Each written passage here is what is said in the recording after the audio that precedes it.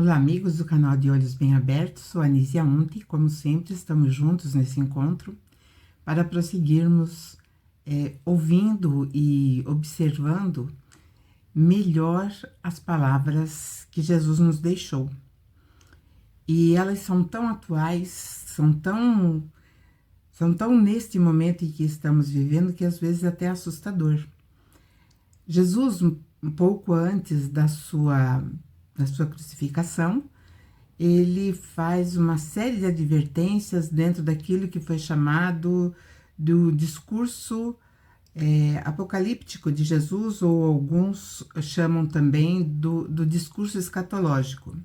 Porém, Jesus, na verdade, ele estava nos trazendo, talvez em primeira mão, não exatamente em primeira mão, mas confirmando o que já havia sido dito há muito tempo atrás, mas deixando informações mais precisas de tudo aquilo que estaria por acontecer. E hoje, se eu contar para todos aqueles que me veem, que me assistem, um filme onde começa já com uma grande catástrofe, já aconteceu coisas incríveis, que causa admiração e ao mesmo tempo repúdio. Então seria um filme mais ou menos assim de suspense e ficção científica. Mas, na verdade, seria a exposição daquilo que Jesus falou. Ele diz assim que quando nós virmos a abominação que causa desolação, ou a desolação que dá um impacto muito grande na gente, e ele lembra que esse impacto ou essa desolação já foi dita e prevista pelo profeta Daniel, por volta do ano, sei lá, 500 e pouco, né? Antes da nossa era. E aí ele começa a colocar, Jesus, vamos imaginando assim num filme, né? Um roteiro. Ele começa a colocar aquilo que ia acontecer primeiramente ao sul de Israel, que seria no tempo dele a Judéia. E então ele pede para que todos aqueles que estivessem na Judéia ou no sul de Israel, que fugissem para os montes, porque o lugar santo seria tão conspurcado, tão aviltado, que causaria então aquela desolação. Seria então a abominação que causaria a desolação daqueles, evidentemente, que acreditam em Jesus. E aí, então, ele adverte para que aquele que estivesse no campo não voltasse atrás. Aquele que estivesse sobre o telhado, que não descesse para tirar alguma coisa de sua casa. Então, quando Jesus fala isso, a impressão que dá é que nós teremos um conflito muito grande, não um tempo muito lá na frente, né?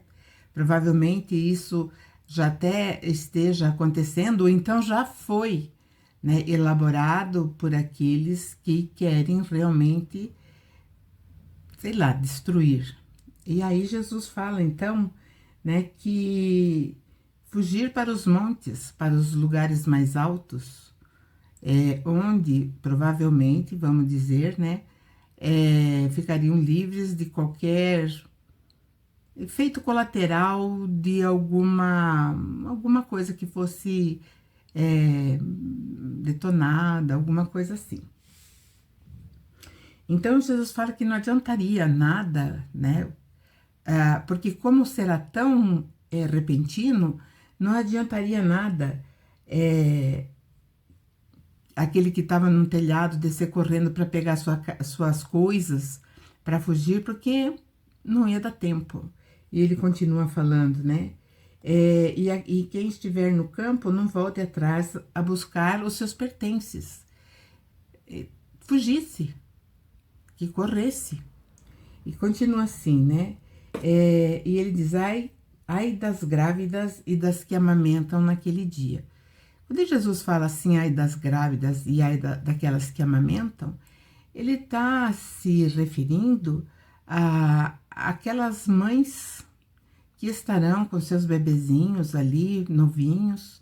Evidentemente que o amor materno é algo muito diferenciado, porque a mãe, ela não visa, né, o perigo, ela não entende o perigo para salvar o seu filho, ou a sua criança.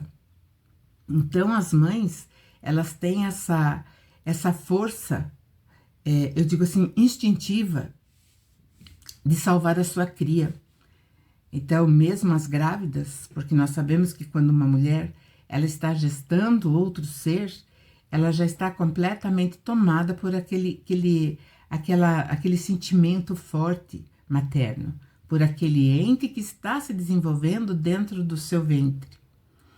E as que amamentam continua, né, o mesmo sentimento, porque através dela ela está alimentando aquele ser tão dependente somente dela. Então, por isso que Jesus fala, ai das que estiverem grávidas e ai das que amamentam naqueles dias.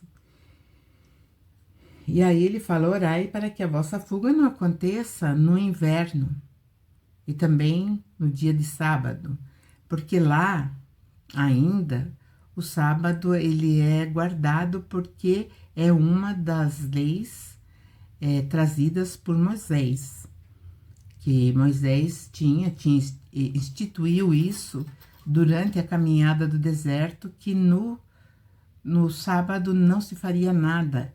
O sábado seria para louvar o Senhor Deus. Primeiro, o que Moisés tinha que fazer era realmente, naquele período lá no deserto, era colocar ou resgatar na mente daqueles que ficaram 400 anos no Egito a reverência ao Senhor de Israel, que havia sido esquecido.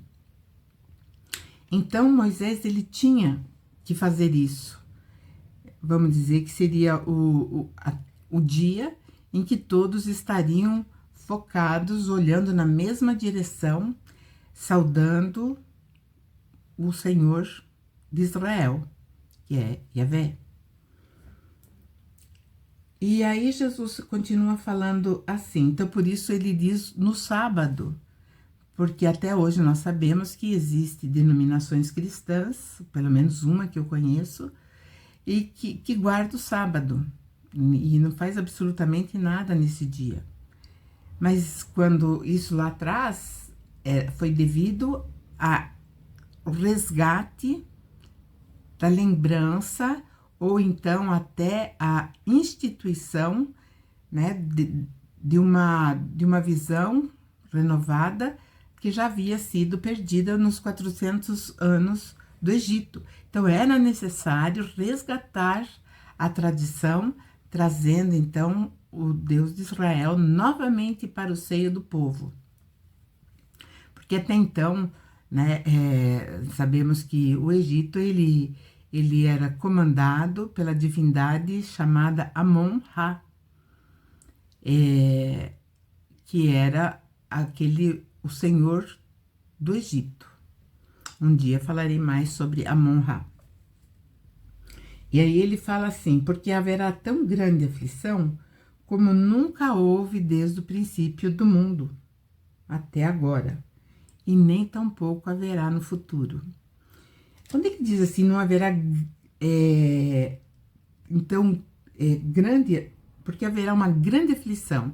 Então, nós imaginamos hoje, o mundo ele está num conflito quase generalizado. Então, nós percebemos que existe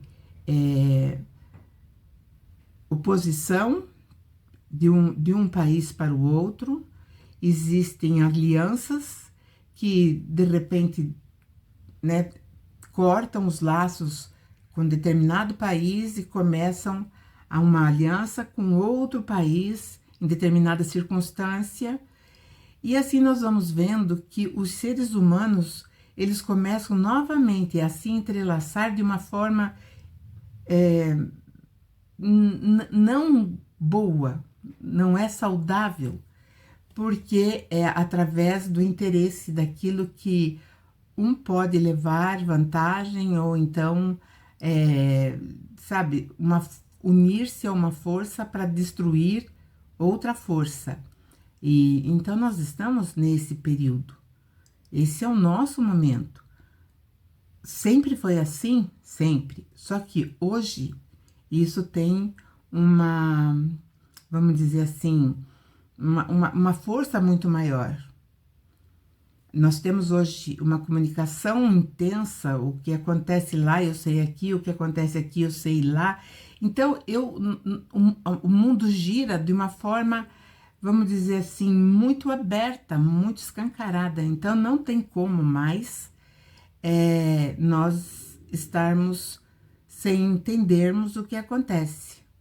E é necessário que nós estejamos, sim, é necessário que nós estejamos cientes de que o nosso mundo está num final de ciclo, onde haveremos de prestar conta, sim, daquilo que até agora nós realizamos em benefício de nós mesmos. Porque quando eu começo a trabalhar no meu próprio benefício, eu automaticamente estou trabalhando também para o benefício do meu semelhante, daquele mais próximo ou daqueles que estão dentro do meio em que convivo. Pode ser 5, pode ser 10, pode ser 1000 ou até mais. Então ele diz que haveria sim, no nosso tempo agora, haveria uma aflição tão grande como nunca houve. E aí a gente fica pensando, né? Puxa, e se isso acontecer realmente? O que vai ser? Então, no meu caso, eu penso assim, nossa, o que vai ser dos meus filhos, das minhas netas, daqueles que eu amo, né? Todos os meus entes queridos, familiares, os meus amigos, os filhos dos amigos, os netos dos amigos. Então, nós sabemos que tem, assim, atrás de nós somos um dos elos de uma corrente intensa, de uma corrente imensa, e que ela se move dentro do mesmo círculo. Então, nós não vivemos isoladamente um do outro. Então, eu quero, sim, que todos os países que estão em conflito realizem a paz, mas efetiva, com consciência, realizem o compromisso fraterno, mas realmente sabendo qual é o objetivo maior, que não é o poder passageiro, que na verdade, a união, a fraternidade se expandindo entre os seres humanos, os filhos do Criador, daqueles que Jesus é o responsável pela condução, né? Nessa, vamos dizer assim, esse rebanho imenso tem que passar, né, por uma ponte muito estreita e já não tem mais tempo, então tem que ser muito acelerado, tudo muito ligeiro, e nós percebemos isso nos nossos dias, que se nós fizermos as contas, o dia tem 24 horas, e é dividido 12 e 12. Então, nós temos 8 horas de trabalho, que já não são mais 8 horas. Na verdade, nós teríamos 8 horas de trabalho, 8 horas de convívio, 8 horas de descanso. Então, nós dividiríamos o nosso dia em partes iguais. Só que agora nós não temos mais isso. Então, o nosso dia é atribulado, nós temos muitas coisas a realizar, muitas coisas a fazer e nós não temos tempo. Então, isso me espanta assim um pouco, porque tem pessoas que tinham um adágio popular que todo mundo conhece, né? Dorme em berço esplêndido. E nós estamos cada vez mais nesse limiar de prestarmos conta daquilo que somos, ou daquilo que realizamos. E aí, então, Jesus fala, né? E se aqueles dias não fossem abreviados, esses nossos dias, agora, não fossem abreviados, nenhum ser se salvaria. E é verdade. Porque hoje vários países têm armas de grande poder. Armas que podem destruir, assim, em fração de minutos, quase um continente. Mesmo que seja apenas entre duas nações, todas as outras padeceriam. E, então, por isso que Jesus fala, né? Que esses dias, eles estão sendo abreviados. Isso é muito importante nós entendermos. Porque quando, muitas vezes, como ele começa a falar, quando a gente fica chocado com as coisas que a gente fala, não pode ser. O mundo não está girando. O mundo, ele está, né, rodopiando. E quando ele está rodopiando, ele tende a cair, né, numa queda.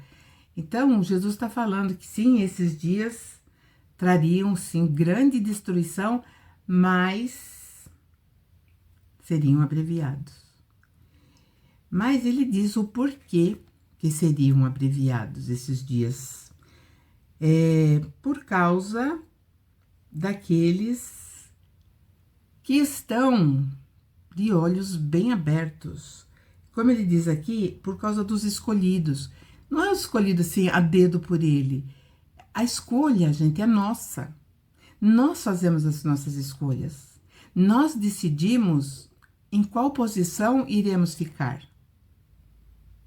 Se nós ficaremos realmente com os valores que Jesus trouxe, ou se escolhemos o outro lado. Aqueles que escolhem realmente os valores do Mestre Jesus alavancam a força do bem vencendo o mal. Dá para entender a importância disso? Nós temos então em nossas mãos, nós detemos essa força, mas a escolha é importante. Porque pode ser que de repente me venha algum sono, alguma coisa, uma leseira, e eu, sei lá, né, vou chutar contra o meu próprio gol. E talvez, né, fazer um belíssimo gol contra. Então, nós temos que estar bem acordados para isso.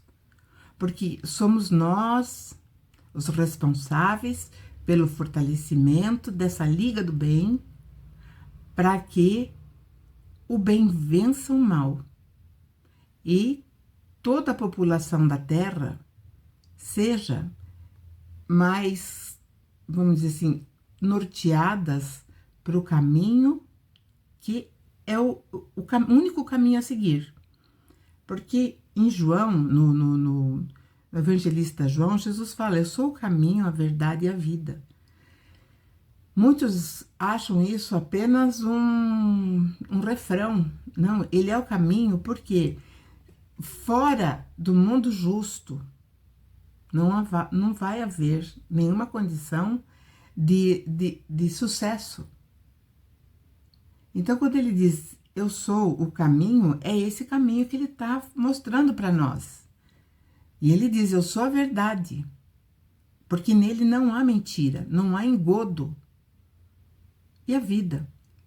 E a vida é aquilo que nós vamos entender, que não são apenas alguns anos aqui na Terra, nós temos a eternidade para trilharmos. E aí, então, Jesus diz uma coisa muito importante, que nesse momento, onde nós temos, assim, que ter toda a atenção, todo o foco direcionado através da nossa consciência. Então, eu digo assim que essa conversa de Jesus é uma conversa para adulto.